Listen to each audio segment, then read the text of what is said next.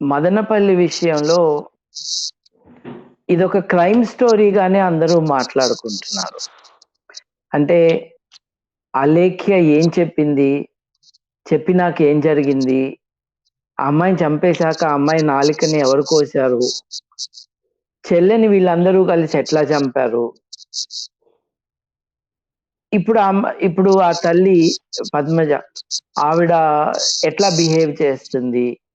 హాస్పిటల్‌లో డాక్టర్ల మీదకి ఎట్లా గంతులేసింది? వాళ్ళందరినీ ఎట్లా తిట్టింది? నేనే శివ అని ఎట్లా చెప్పుకుంది?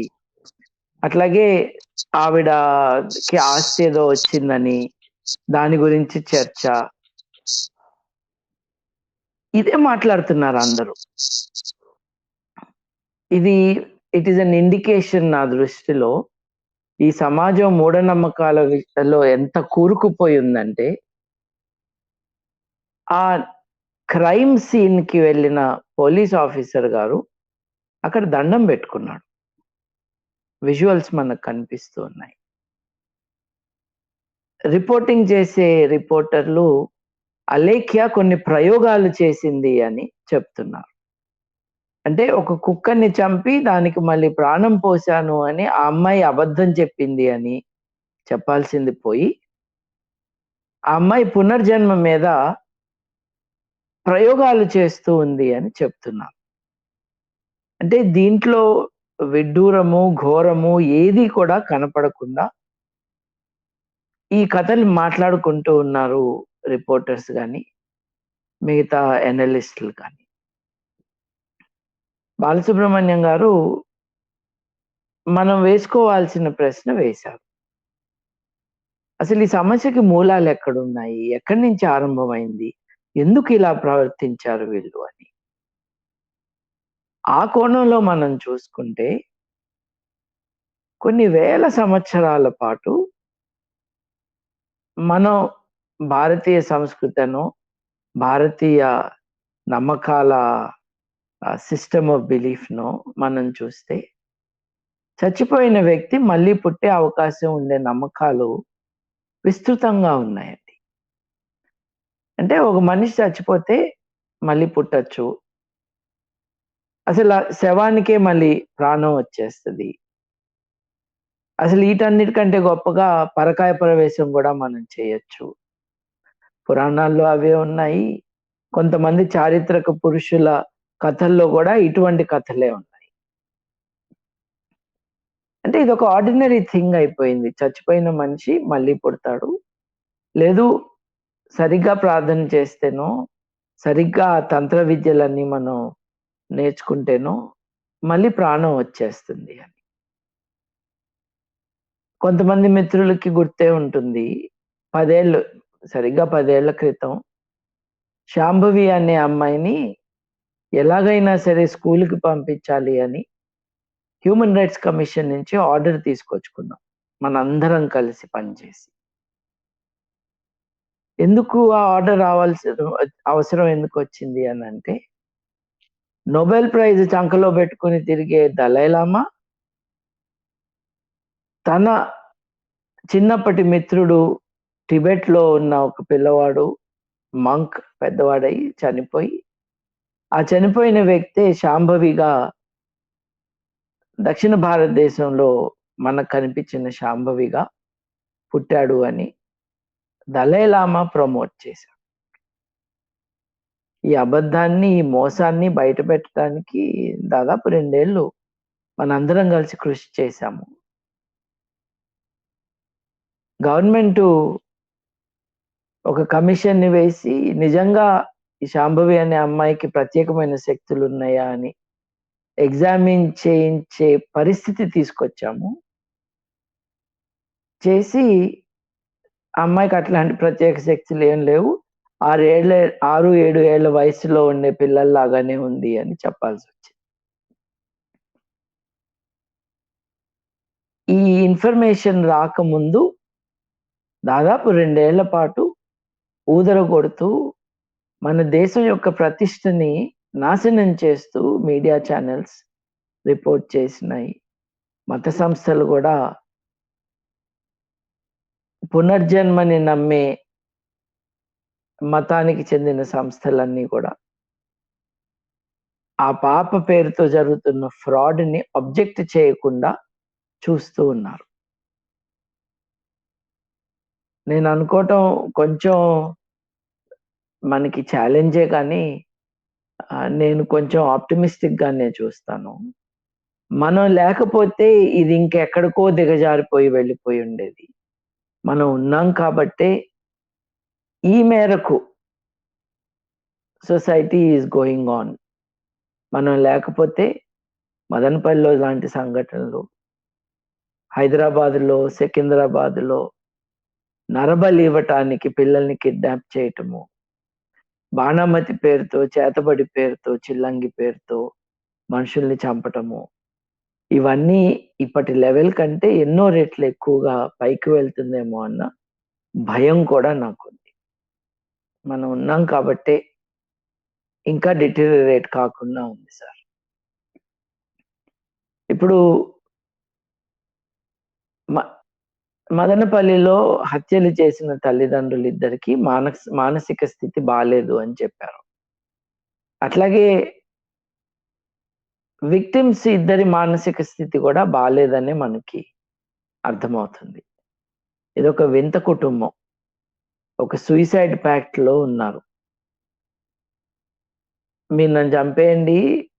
తర్వాత మీరు కూడా చచ్చిపోండి. కొత్త బంగారు లోకం, సత్యయుగం రాబోతుంది. దాన్ని మనం ఆహ్వానిద్దాము అని ఒక సూసైడ్ ప్యాక్ట్ చేసుకున్నారు కుటుంబం. అది సగంలో ఆగిపోయింది. But that is their intention. Mentally ill చాలా మందుంటారు. నిజానికి ప్రతి 100 మందిలో 25-30 మంది వారి జీవిత కాలంలో ఎప్పుడో ఒకసారి మానసిక అనారోగ్యానికి గురవుతారు అని మనకి ప్రపంచవ్యాప్తంగా గణాంకాలు చెప్తూ ఉన్నాయి. సో, వీరికి మానసిక రోగం ఉన్నది అన్నది విచారకరమైన విషయం. బట్ అంత ఆశ్చర్యకరమైన విషయం కాదు. గదిలో ముగ్గురుంటే ఆళ్ళల్లో ఒకళ్ళకి వాళ్ళ జీవిత కాలంలో ఎప్పుడో ఒకప్పుడు ఇటువంటి ఇబ్బందొస్తది అన్నది గణాంకాలు చెప్తున్నాయి.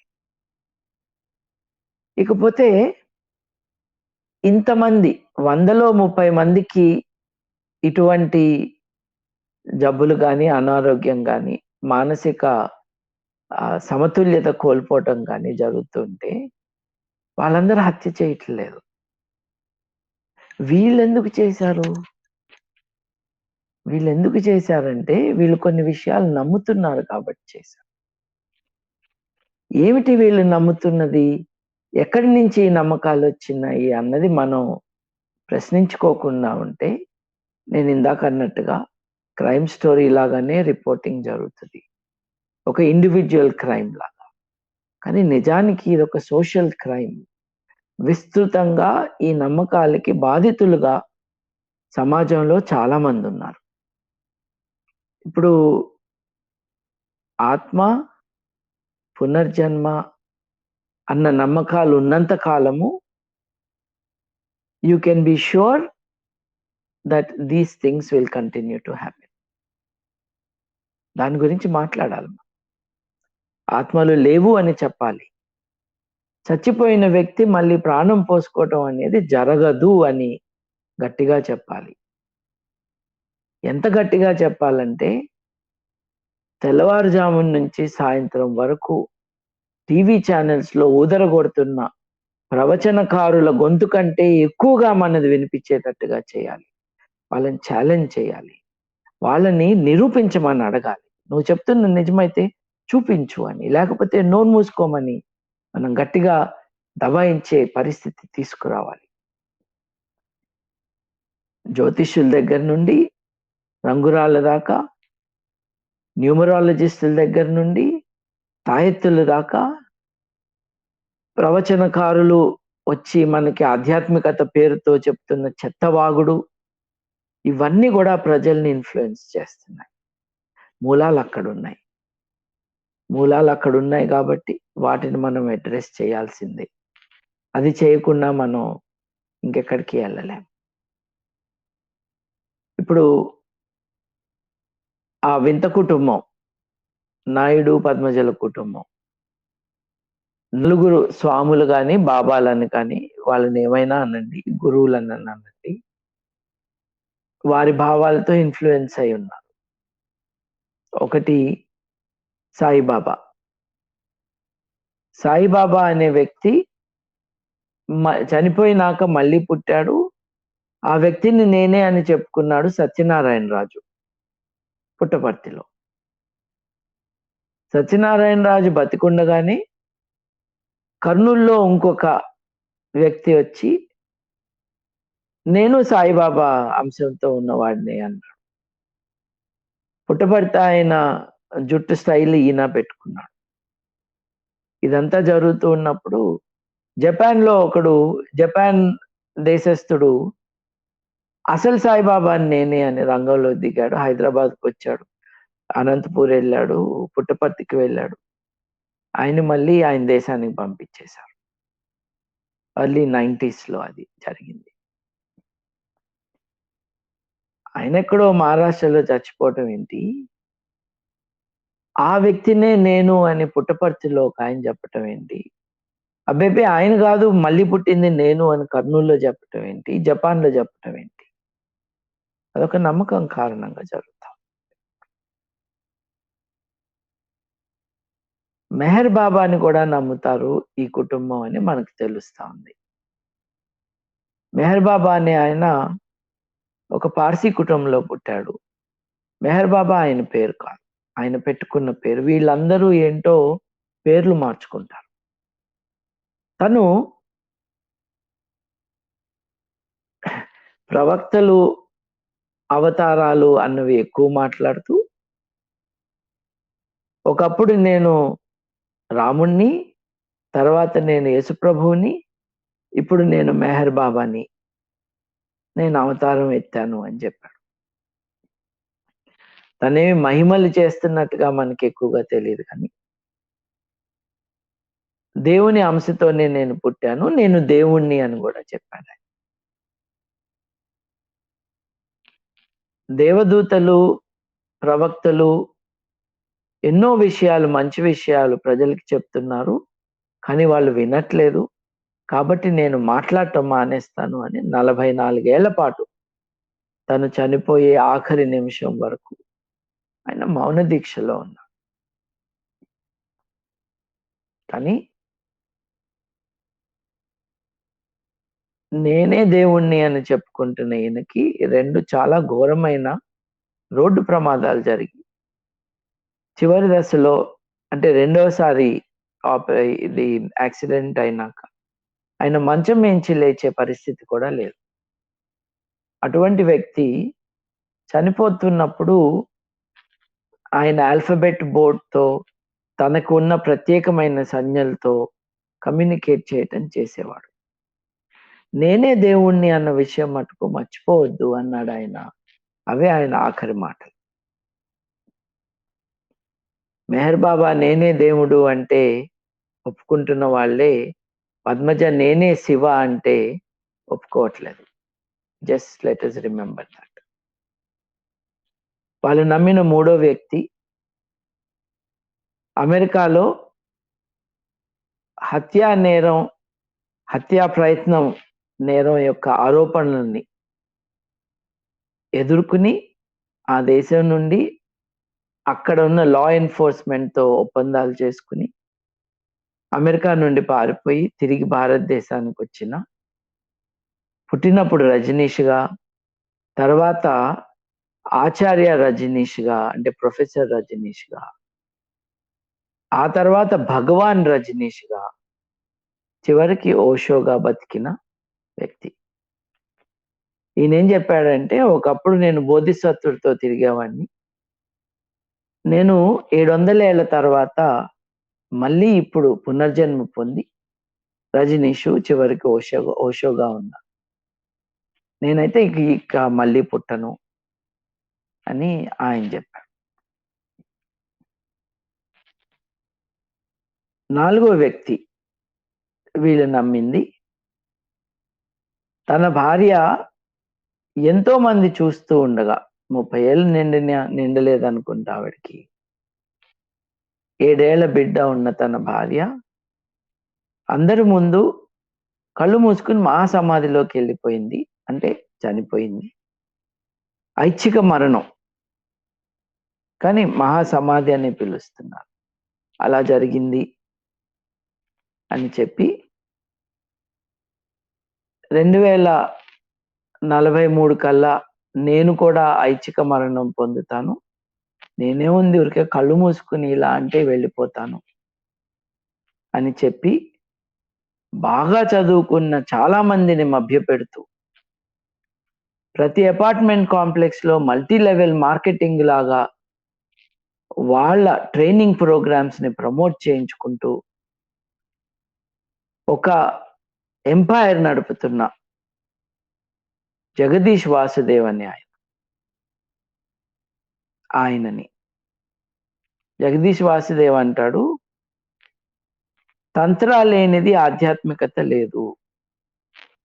ఆయన తంత్రాలో శవాలు కూడా నడుస్తాయి. ఎలా నడిపించొచ్చో చెప్తానని కూడా అన్నట్టుగా ఉంటుంది ఆయన భాష. మనం గాల్లోకి ఎగరొచ్చా అని ఒకవేళ అడిగితే we must be less available to gravity అన్న చెత్తవాగుడు మాట్లాడుతున్న వ్యక్తి ఇన్నర్ ఇంజనీరింగ్, ఈయన ఏడిసింది ఇంజనీరింగ్. గ్రావిటీ అన్నది ఇన్ఫైనైట్ ఎక్స్టెన్షన్తో ఉంటే ఆ గ్రావిటీ నుంచి మనం ఎస్కేప్ అంటే లైట్ ఆఫ్ చేస్తే పోతుంది, తలుపు మూసేస్తే గ్రావిటీ గురుత్వాకర్షణ శక్తి పోతుంది అన్నట్టుగా మాట్లాడుతూ మనుషులు గాల్లోకి ఎగరొచ్చు, చచ్చిపోయిన మనుషులు అంటే శవాలు నడవచ్చు, గంతులేయచ్చు, పరకాయ ప్రవేశం చేయొచ్చు అని చెప్తున్న వ్యక్తి. పొద్దున్నుంచి సాయంత్రం దాకా టీవీల్లో వాళ్ళు పూజిస్తున్న, వాళ్ళు ఫాలో అవుతున్న ఈ స్వాములు వీళ్ళందరూ కలిసి ప్రచారం చేసిన కారణంగా వాళ్ళు ఈ రియాలిటీలో లేకుండా ఇంకో ప్రపంచంలో బతుకుతున్నారు. ఎటువంటి ప్రపంచం అంటే వాళ్ళే దేవుళ్ళు అనుకునే ప్రపంచం, తాము చనిపోతే మళ్ళీ పుడతామనే ప్రపంచం, మళ్ళీ పుట్టేదాకా అవసరం లేదు, ఆ శవానికే మళ్ళీ ప్రాణం వస్తుంది అనుకునే ప్రపంచం. కలియుగం అంతమైపోతే సత్యయుగం వస్తుంది, దాన్ని ఆవిష్కరించాలి, దాన్ని మనం ఆహ్వానించాలి అనుకునే ఒక మనస్తత్వం, ఒక ప్రపంచం. ఆ ప్రపంచం నిర్మించబడింది ఈ నమ్మకాల ఆధారంగా. ఇంగర్సాల్ గారు చెప్పారు, చాలా గట్టిగా చెప్పాడు, superstition is the daughter of ignorance and the mother of misery అని. అజ్ఞానము ఈ అన్యాయం కారణంగా జరిగే పీడన, బాధ, వేదన ఇవన్నీ కూడా లింక్ అయి ఉన్నాయి. Beliefs have real consequences. మీరు ఒక విషయాన్ని నమ్ముతా ఉంటే ఆ నమ్మకానికి అనుగుణంగా మీరు యాక్షన్ కూడా తీసుకుంటారు. మీరు ఆడవారు మగవారు సమానులు అన్న భావన మీలో ఉంటే మీ యాక్షన్స్ వాటిని రిఫ్లెక్ట్ చేస్తాయి. వారిద్దరూ సమానులు కాదు అని మీరు అనుకున్న రోజు మీ యాక్టివిటీ, మీ యాక్షన్ ఆ నమ్మకానికి అనుగుణంగా ఉంటుంది. వీళ్ళు ఏం నమ్మారంటే చచ్చిపోయిన మనుషులకి మళ్ళీ ప్రాణం వస్తుంది. చెన్నైలో ఒక పాస్టర్ గారు, ఆయన చుట్టము ఇద్దరూ కలిసి 23 రోజుల పాటు వాళ్ళ ఇంట్లో చనిపోయిన ఒక వ్యక్తి తిరిగి మళ్ళీ ప్రాణాలతో వస్తుంది అని పూజలు చేస్తూ ఉన్నారు. 20 రోజుల కంటే ఎక్కువ వాళ్ళు చచ్చిపోయిన వ్యక్తికి, ఆ శవానికి మళ్ళీ ప్రాణం పోసే ప్రయత్నాలు చేస్తూ ఉన్నారు. ఇది మోసమా, మానసిక రుగ్మత అంటే మోసం తమల్ని తాము చేసుకుంటున్న మోసం. ఇక్కడ టికెట్ లేదు, బయట వాళ్ళనేమి ఇన్ఫ్లుయెన్స్ చేయట్లేదు. కానీ కొంతమంది వీటికి ఫీజులు తీసుకుంటున్నారు. కొంతమంది ఇట్లాంటి ప్రార్థనలకి ఫీజులు కట్టమని అడుగుతున్నారు. ఒక వ్యాపారం పెట్టుకున్నారు. నమ్మకం ఒక వైపునున్నది, వ్యాపారం ఇంకో వైపునున్నది. పరీక్షల్లో పాస్ కావటానికి, పెళ్లి తొందరగా జరగటానికి, ఆరోగ్యం బాగుండటానికి జెమ్ స్టోన్స్ పెట్టుకుని తిరగాలి అని, రంగురాళ్ళు కొనుక్కోవాలి అని, రంగురాళ్లలో ప్రత్యేక శక్తులున్నాయని, మనిషి యొక్క రాశి బట్టి ఇంకా వేరే క్రైటీరియా బట్టి ఇటువంటి అన్ని కూడా ఎఫెక్టివ్గా ఉంటాయని, ఇలా రకరకాలుగా మాట్లాడటం, చెప్పటం, వ్యాపారం ముగ్గులోకి ఇన్నోసెంట్ బిలీవర్స్ని లాగటం అన్నది మనం చూస్తున్నాం. ఇప్పుడు ఒక కూల్ డ్రింక్ అమ్మితేనో, లేదు హార్లిక్స్ లాంటి వస్తువుని అమ్మితేనో, ప్రోడక్ట్ని అమ్మితేనో, మీరు అమ్ముతున్న product is harmful to health అనో, it's dangerous to public health అనో వారి మీద చర్యలు తీసుకుంటున్నారు చాలా మంది. హార్లిక్స్ గురించి దొంగ క్లెయిమ్స్ చేస్తూ అడ్వర్టైజ్మెంట్లు ఇస్తున్నారు. సో మీరు పరిహారం చెల్లించాలి, వీళ్ళని కట్టడి చేయాలి అని కోర్టులకు వెళ్ళే స్టోరీస్ మనకు తెలుసు. మరి ఇన్ని ఎలాబొరేట్ లైస్ చెప్తూ వ్యాపారం చేసుకుంటూ ట్రైనింగ్ ప్రోగ్రాములు అని లక్షల రూపాయలు ఫీజులుగా తీసుకుంటున్నప్పుడు వాళ్ళని రెగ్యులేట్ చేయాల్సిన అవసరం ఉందా లేదా అన్నది ఇస్ అన్ ఇంపార్టెంట్ క్వశ్చన్. ఇందాక బాలసుబ్రహ్మణ్యం గారు అన్నట్టుగా ఇది ఒక మదనపల్లిలోనే లేదు, ఇది చాలా తెలుగు రాష్ట్రాల్లో, భారతదేశం అంతటా, వేరే దేశాల్లో చాలా స్ప్రెడ్ అయి ఉంది. ఒక అడ్వాన్స్ లెవెల్ క్యాన్సర్ లాగా. మూఢనమ్మకాలని ఒక నేషనల్ ఎమర్జెన్సీగా డిక్లేర్ చేయాలి. 15 సంవత్సరాల కాలంలో నేషనల్ క్రైమ్ రికార్డ్స్ బ్యూరో యొక్క స్టాటిస్టిక్స్ ప్రకారం 2500 మందిని, ఆడవారిని వారు చేతబడి చేస్తున్నారు, బాణమతి చేస్తున్నారు అని, మంత్రగత్తెలు అని చెప్పి చంపేశారు అన్నది రికార్డ్స్, అఫీషియల్ రికార్డ్స్. వీటిల్లో మగవాళ్ళ సంఖ్య లేదు. మామూలుగా భార్యాభర్తలు ఇద్దరిని చంపుతారు ఒకేసారి. అట్లాగే ఇవి రిపోర్టెడ్ కేసెస్. కేసు రిపోర్ట్ చేస్తే ఊళ్ళో బతకనియరని తెలిసి అంత బాధలోనూ అంతా దిగమింగుకుని ఉండే వాళ్ళే ఎక్కువ మంది. కానీ కనీసం 2500 మందిని ఇలా ఈ నమ్మకాల కారణంగా హత్య చేయటం అన్నది మనకు తెలుసు. ఎలా దీన్ని ఆపటం? దీన్ని ఆపాలి అని అంటే ఎడ్యుకేషన్ అన్నది ఈజ్ ది ఓన్లీ ఆన్సర్. స్కూళ్ళల్లో సూపర్స్టిషన్ మీద, మూఢనమ్మకాల మీద ప్రత్యేకమైన పాఠాలు ఉండాలి. సోషలీ యూస్ఫుల్ వర్క్ గురించి కొన్ని ప్రొఫెషనల్ కాలేజెస్లో సెపరేట్గా స్టడీ అవర్స్, టీచింగ్ అవర్స్ ఉంటాయి. చాలా దేశాల్లో మిలిటరీ సర్వీసు చేస్తారు. సంవత్సరం పాటు, సంవత్సరన్నర పాటు యువతని ఆర్మీలో జాయిన్ చేయటం కంపల్సరీ.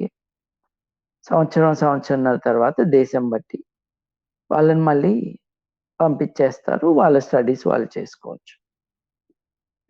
ఒక నేషనల్ రీకన్స్ట్రక్షన్ అన్నది ఎలా చేయవచ్చును అని మన దేశంలో కూడా ఈ లక్షల మంది విక్టిమ్స్ని తయారు చేస్తున్న మూఢనమ్మకాలకి వ్యతిరేకంగా మనం తప్పకుండా యూత్ని దాంట్లోకి రిక్రూట్ చేసుకుని వాళ్ళ ద్వారా విలేజ్ అవుట్ రీచ్, వాళ్ళ ద్వారా యాక్టివిజంని మనం ఇంట్రడ్యూస్ చేయాలి. ఇప్పుడు చూడండి, ప్రజలని మోసం చేసే వారిని కట్టడి చేయటానికి, వారి మోసాలు సాగకుండా ఉండటానికి చట్టాలు కావాలి అని కోరారు